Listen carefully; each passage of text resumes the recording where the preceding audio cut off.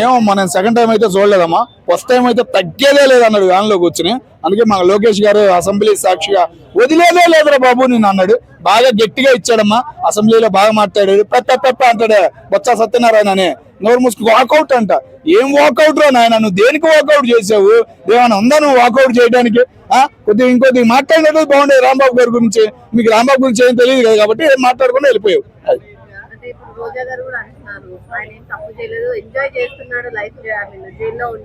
జైల్లో ఉండి ఎంజాయ్ చేస్తున్నానని రోజా గారు అంటున్నారా? అలా బొందాల మాటలమ్మ. ఏదో అనాలి, ఏదో మాట్లాడాలని చెప్పేసి అంటమే తప్ప పోలీసులు ఏంది, పోలీసు దెబ్బ ఏంది అనేది రాంబాబు గారు రుచి చూస్తున్నారు అని చాలా మంది, ముఖ్యంగా గుంటూరు కృష్ణా జిల్లా వాళ్ళు చాలా హ్యాపీగా ఫీల్ అవుతున్నారమ్మా.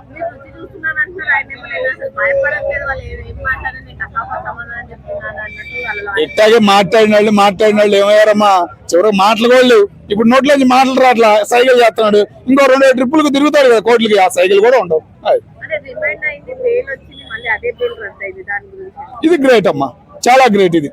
ఓకేనా? ఎందుకంటే ఒక కేసుకు బెయిల్ వచ్చేస్తుంటే అమ్మడిగా బయటకు వచ్చేస్తున్నారని చెప్పేసి ఒకేసారి 52 పుట్టినాయి కదా. 52 బెయిల్ వచ్చినా ఇంకా కేసులు పుడుతున్నాయి కదా, అది రికార్డ్ అనుకోవచ్చు అమ్మ.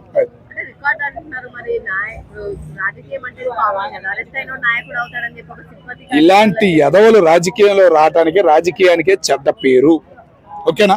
దాని వల్ల లాయర్లు కూడా చాలా మంది బాధపడుతున్నారు. ఈడు ఒక లాయరా అని. ఈయన లాయర్ చూసి అప్పుడు రాజకీయంలోకి రానిచ్చారు కానీ లేకపోతే ఎందుకు రాణిస్తారమ్మా? ఇలా మాట్లాడేవాడిని ఎవరైనా రాణిస్తారా? ఏమైనా అంకిత జ్ఞానం అనేది ఉండాలి కదా. అంత చదువుకున్నాడు, అంత మేధావి, ఏం మాట్లాడాడమ్మ? ఆ మాటలు అనొచ్చా? ఎవరికైనా కోపం వస్తుంది. చదువుకోనోడికి, రానోడికి కూడా ఈడు అనే ఫీలింగ్ కి తెచ్చుకున్నాడు జనం మధ్య. ఇంకేం కావాలి వాడికి? అదొక్కటే మర్యాద అనేది మర్యాదగా ఇస్తున్నారు. చాలా హ్యాపీగా ఫీల్ అవుతున్నాం అందరం.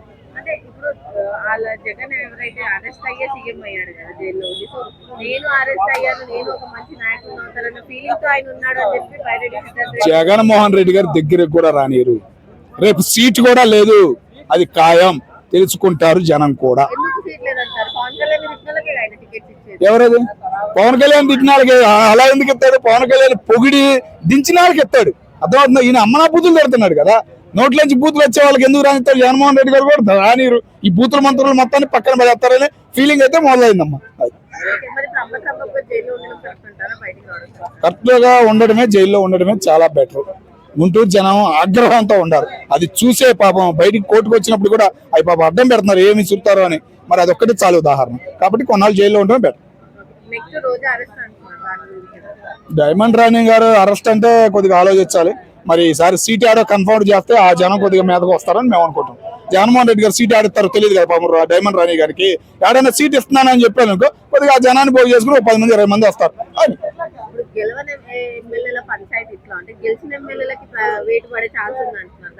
ఎందుకు పడిద్దమ్మా వేటు? అసెంబ్లీకి వచ్చారు కదా, వాకౌట్ చేస్తున్నామని వెళ్ళారు కదా.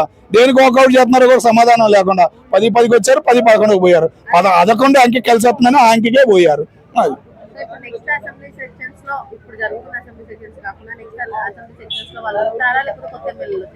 కొత్త ఎమ్మెల్యేలు ఛాన్స్ లేదమ్మా, వాళ్లే ఉంటారు. ఎందుకంటే హాజరయ్యారు కాబట్టి ఒక రోజు హాజరైనా జీతం వచ్చింది అనే ఫీలింగ్ లో ఉన్నారు వాళ్ళు.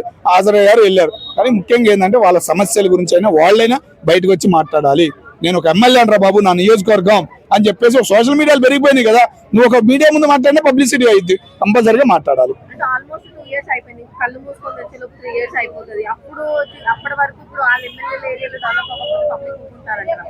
మూమెంట్ మారిద్దమ్మా. ఈయన పాదయాత్ర మొదలు పెడతాడు, ఓకేనా? ఈయన మళ్ళీ జైల్లో పెడతారు. ఈ మూమెంట్ అనేది చాలా వెరైటీగా మారింది. కానీ నిలబడేవాడు కావాలి, గట్టిగా మాట్లాడే నాయకుడు అనేవాడు ఆంధ్ర రాష్ట్రంలో ఉన్న జనానికి కావాలి. గట్టిగా మాట్లాడే నాయకుడినే ఎవరైనా ఆదరిస్తారో ముందుకు తీసుకెళ్తారు. ఆంధ్ర ప్రజలకు ఉన్న జ్ఞానం అది. కష్టమేనమ్మా ఈసారి, చాలా కష్టం. ఎందుకంటే విజయసాయి రెడ్డి గారు అలా చెల్లెలు చర్మిల గారు కూడా అన్నారు కాబట్టి జనం కూడా కొద్దిగా ఆలోచిస్తారు.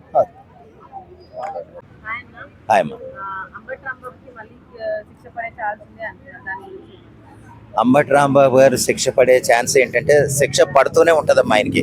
ఎందుకంటే ఆయనకి చట్టాలను గౌరవించే విధానం ఆయన దగ్గర కనిపించట్లేదు. లేదా న్యాయస్థానాల్లో లేకపోతే కోర్టులను ఆయన వ్యవహారం ఎలాగుందంటే ధిక్కరించేలాగా ఉంది. దానికి ఎంతసేపు ఏంటంటే తప్పు చేసితేనే ఆయనకి రిమాండ్ విధించడం కానీ జైల్లో పెట్టడం కానీ జరుగుతుంది. అది నువ్వు నేను చెప్తే అవ్వదమ్మా. అది తప్పు చేశారు అని అన్నప్పుడు మాత్రం జైల్లో పెడతారు. జైల్లో పెట్టినప్పుడు కొన్ని చట్టాలకు మనం గౌరవం ఇవ్వాలి.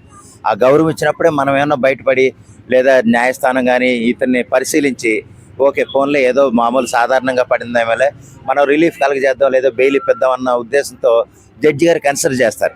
కానీ ఈయన వ్యవహారం ఎలాగుందంటే చట్టాలను రెచ్చగొట్టేలాగుంది.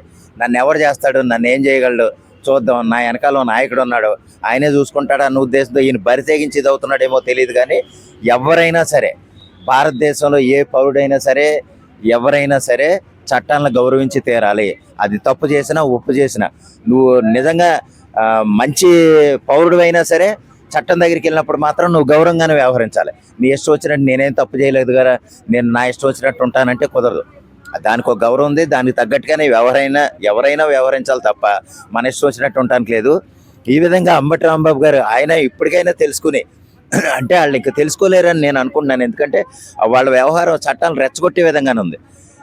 మనం జైల్లోనే ఉందో జైల్లో ఉంటే జగన్మోహన్ రెడ్డి గారు 17 నెలలు ఉన్నాడు కదా నేను కూడా అలాగుండి నేను గొప్ప నాయకుడి కింద ఎదిగిపోతానని ఆయన ఏమన్నా అనుకుంటున్నాడేమో.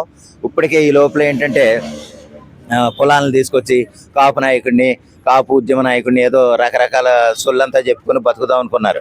అది కొంతమంది బెడ్స్ కొట్టడంతో ఏంటంటే ఇంకా తగ్గేదిలే అని వాళ్ళు వ్యవహరించే తీరు ఏంటంటే చట్టాలకు వ్యతిరేకంగా ఉండేటట్టుగానే ఉంది. దానికి తగ్గట్టుగా న్యాయస్థానం పదే వాళ్ళకి రిమాండ్ విధించి ముందుకు తీసుకెళ్తా తప్ప వాళ్ళని విడుదల చేసే అవకాశం లేదు. ఒకవేళ బెయిల్ ఇచ్చే అవకాశం కూడా ఉండదు. కేసులు పడతాయి. ఎందుకంటే ఇప్పుడు సాధారణ పౌరుడిగా నువ్వు వ్యవహరించిన చంద్రబాబు నాయుడు గారి విషయంలో నువ్వు వ్యవహరించిన తీరైతే కరెక్ట్గా లేదు. దానికోసం ఏంటంటే అది ఎవరో ఒప్పుకునే ఇదిలో లేరు. అంత పెద్ద మాట ఓ సాధారణ మాట అయిపోయింది. సారీ సార్ నన్ను క్షమించండి నేను పొరపాటునేదో నన్ను కొడతారో లేదా బలవంతంగా రాడ్లు అవి తీసి కొడతారన్న ఉద్దేశంతో నేను ఆ తప్పుడు మాట మాట్లాడాను నన్ను క్షమించండి అంటే ఆ విధానం వేరు. కానీ ఈయన అలా కాదు, కావాలని రెచ్చగొట్టే విధంగా ఆయన వ్యవహారం ఉంది. దానికి తగ్గట్టుగా కోర్టు రిమాండ్ విధించినా సరే తగ్గేదిలే అని ఆ కోర్టు అదే దాని జైలు వ్యాన్లోనే ఆయన చెప్పడం అనేది కరెక్ట్గా లేదు. అది చాలామంది ఆక్షేపిస్తున్నారు. దాని కొంతమంది న్యాయ నిపుణులు కూడా కేసులు వేస్తున్నారు. ఆ విధంగా కేసులు ఇంకా పెరిగితే వాటి అన్నిటికీ సమాధానం చెప్పలేక కోర్టుల చుట్టూ తిరిగే పరిస్థితి వస్తుంది తప్ప ఆయన బెయిల్ వచ్చి లేకపోతే ఇంటి దగ్గర ఉండే అవకాశం ఆయన ఉండదు. ఇంకా ఆయన ఏంటంటే కావాలని రెచ్చగొట్టే విధంగా చేస్తున్నాడు అన్నది మాత్రం నిజం.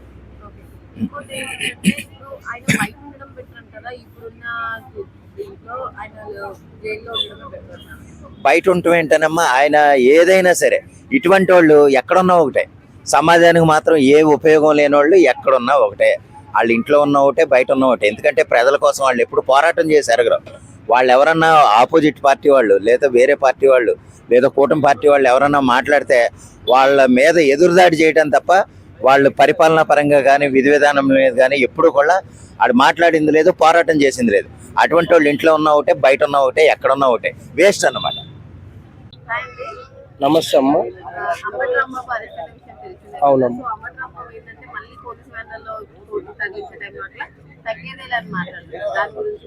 అంటే ఇదేమైనా సినిమా హీరోలు సినిమాలో నటిస్తుండ్రా మీరు ఈ డైలాగులు చెప్పడానికి? అంటే రాజకీయంలో ఉన్నారా లేకపోతే మీరు సినిమాలు తీయడానికి ఏదో సినిమా అనుకున్నారా? ఏదైనా ఉంటే ప్రజల గురించి మాట్లాడాలి. కానీ మీకు అరెస్ట్ అయిన గిట మీ బుద్ధి పోనించుకోలేదు కదా, మీ చిల్లర బుద్ధి ఏదైతుందో అది పోనించుకోలేదు కదా అసలు. ఇటువంటివి కావు. ప్రజల్లోకి మంచి పథకాల గురించి మాట్లాడగాని తగ్గేదే లేదు. నువ్వు సినిమా హీరోనివా, తగ్గేదే లేదని దానికి లోనికి వెళ్ళిన తర్వాత నీకు ఈపు చింతపండు చేస్తారు. అప్పుడు తగ్గేదే లేని అక్కడ కంపల్సరీ తగ్గాల్సిందే. ఎందుకంటే ఇది ఒక నాయకుడికి ఉండే లక్షణం కాదమ్మా. ఇది తగ్గేదే ఇది అని కాదు. ప్రజలకు మంచి చేయాలి, ప్రజల్లో ఉండాలి వ్యక్తులు. కానీ ఇటువంటివి అంతే చిల్లర వ్యవహారాలు బుద్ధి పోనించుకోలేదు. ఇంత పెద్ద మనిషి అయింది కానీ ఆ బుద్ధి పోనించుకోలేదు ఆయన. కాదు బ్రో, బైరెడ్డి సిద్ధార్థ రెడ్డి కూడా ఏమనంటే అంబటి రాంబాబు జైలు వేసి ఇబ్బంది పెడుతున్నాం అనుకుంటున్నారు, కానీ ఇబ్బంది పడట్లేదు, ఆయన హ్యాపీగా ఎంజాయ్ చేస్తున్నాడు జైల్లో అంటున్నారు బైరెడ్డి సిద్ధార్థ రెడ్డి. దానికి ఏమంటావు? ఎంజాయ్ చేస్తే మరి ఇంకెందుకు, మరి ఎందుకు వచ్చి మాట్లాడుతున్నావు మీడియా ముందల? ఈయన ఎవరు? ఇప్పుడు వాళ్ళ అరెస్ట్ చేస్తే హ్యాపీగా ఎంజాయ్ చేస్తున్నా. ఎంజాయ్ చేస్తే మరి ప్రెస్ మీట్లు పెట్టి మీరు అందరు మాట్లాడుతున్నారు మా ఊరిని అరెస్ట్ చేశారు, అంబటి రాంబాబు గారిని అరెస్ట్ చేశారు, మరి ఇవన్నీ ఎందుకు చెప్తున్నారు? ఎంజాయ్ చేయండి. మరి మరి అది చెప్తే ఎంజాయ్ అంటే ఏందనుకున్నారమ్మా? ఎంజాయ్ మరి ఎంజాయ్మెంటింగ్ చాలా మంచిగా సాంప్రదాయంగా జరుగుతుంది లోన ఎంజాయ్మెంటింగ్. మరి జరగనియండి. అంటే కొన్ని మాటలు ఏంటంటే నెక్స్ట్ జగన్ జైలుకి అంటున్నారు, మీరేమన్నా? చెప్పలేమన్నా, చట్టం దాని పని చేసుకుంటూ పోతుంది. ఉండొచ్చు లిస్ట్లో, రెడ్ బుక్ తీయంగానే అందరికి పడిపోతుంది. అందు గురించి నెక్స్ట్ లిస్ట్లో కూడా ఉండొచ్చేమో. అందరు వచ్చిండ్రు, ఇంకా లాస్ట్ ఉన్నదే ఒక్కరే, ముఖ్యమంత్రి గారే ఉన్నారు. సో ఆయన గారు కూడా ఉన్నారు. ఉన్నారు. మరి ఇప్పుడు ఒళ్ళు తగ్గాలంటే రోజా గారి గిట్ట పోవాల్సిందే. మరి అక్కడ మంచిగా ఎంజాయ్ చేసి లోన రావాల్సిందే మళ్ళీ బయటికి. మరి ఒక పెద్ద మనిషి ఆయన, మరి ఆయన బుద్ధి పోనించుకోలే, ఆయన చిల్లర బుద్ధి, ఆయన బుద్ధి పోనించుకోలే. తగ్గేదేలే, ఇవి కావు మాట్లాడాల్సి. ప్రజల గురించి ప్రజలకు మంచి చేస్తే బాగుంటుండే. మంచి చేయకుండా మీరు ఉల్టాగా సినిమా డైలాగులు తగ్గేదేలే. లోనికి పోయిన తర్వాత మంచిగా తగ్గిస్తారు, నీకు కారం ఉప్పు వేసి మంచిగా తగ్గిస్తారు. అమ్మటి రాంబాబు గారు, మీ వయసుకి అసలు మీకు ఏమైనా సంబంధం ఉందా ఈ డైలాగులు కొట్టడానికి? ఇదా మీరు చేసేది? మీ వయసు ఎంత? మీరు మాట్లాడే మాటలు ఏంది? మీరు కొట్టాల్సిన తగ్గేదేలే. మీరు సినిమాలో ఏమైనా యాక్ట్ చేస్తున్నారు, తగ్గేదేలే.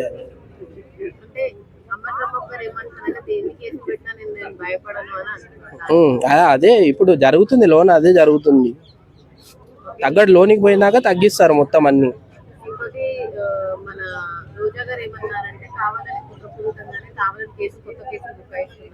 అదే నా మీనికి వస్తుందేమో అని మళ్ళీ ఇవన్నీ మాట్లాడుతుండ్రు రోజక్క గారు. మీ పేరు గిట ఉంది లిస్ట్లో, మీరు గిట వెళ్ళబోతున్నారు త్వరలో. మీరు గిట మంచిగా ఎంజాయ్ చేసి వస్తారు లోన, అదైతే ఖాయం. రెడ్ బుక్లో అందరి లిస్టులు ఉన్నాయి, ముఖ్యమంత్రి గారితో సహా అందరివి ఉన్నాయి. రోజక్క గారి గిట ఈ 2-3 రోజులు వేసేస్తారు. సో అదైతే పక్కా. హాయ్ అండి.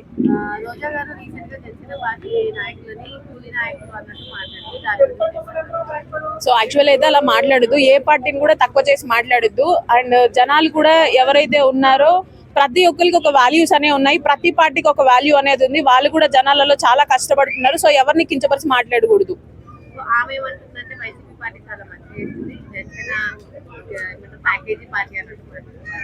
సో ప్యాకేజీ కాదంటే, అంటే బయట కనిపించేది ఏదైతే ఉందో ఫేసింగ్ వేరే ఉంది, లోపల పార్టీ వాళ్ళు చేసేది వేరే ఉంది. వాళ్ళ కష్టం ఎంత ఉందో బయట మనమైతే జనరల్ గా చూస్తూనే ఉంటాం. పార్టీ కోసం పోరాడే వాళ్ళు చాలా మంది ఉన్నారు. అండ్ అలాగే బ్యాక్ ఎండ్ ఇలాంటి మాట్లాడే వాళ్ళు కూడా ఉన్నారు. ఇలాంటి వాళ్ళ వల్ల ఏంటంటే ఎంతో మంది కష్టపడుతూ ఉంటారు పార్టీస్ లెవెల్లో, కాకపోతే ఒక్కళ్ళ వల్ల టోటల్ డిసప్పాయింట్ అవుతూ ఉంటారు. సో అలా మాట్లాడకూడదు. సో ఆయన తగ్గేదేలే అన్నట్టు క్యాడర్ని రెచ్చగొడుతున్నారు అనేసి రోజా గారు జనసేన కానీ టీడీపీ కానీ అంటున్నారు. మాట్లాడడానికి ఏముందంటే మన నోరైతే ఉంది, మన నోటికి ఏదొస్తే అది మాట్లాడుతున్నాము. సో అది కరెక్ట్ కాదు. తగ్గేదేలే అనేది కొన్ని విషయాలలో మాట్లాడొద్దు. ఎందుకంటే మీడియా వాళ్ళలో కూడా నేను చూశాను, అంటే మీడియా వాళ్ళని టార్గెట్ చేసి మాట్లాడుతున్నారు అనేసి విన్నాను. సో అది ప్రాపర్ కాదు. ప్రతి ఒక్క మీడియా సపోర్ట్ ఉండాలంటే ఈ రోజు ఈ సోషల్ మీడియా లేకపోతే మనకి బయట జరిగే అనర్థాలు చాలా బయటకు రావడం కష్టము. సో ఇలాంటి సోషల్ మీడియాల వల్లనే ప్రతి ఒక్కరికి ఒక రక్షణగా ఉంటుంది. అండ్ మీడియా వాళ్ళ సపోర్ట్ కావాలి. ఏదైనా మాట్లాడే ముందు కంపల్సరీ సొసైటీ గురించి ఆలోచించాలి, అండ్ పక్కన వ్యక్తుల గురించి కూడా మాట్లాడాలని అనుకుంటున్నాను.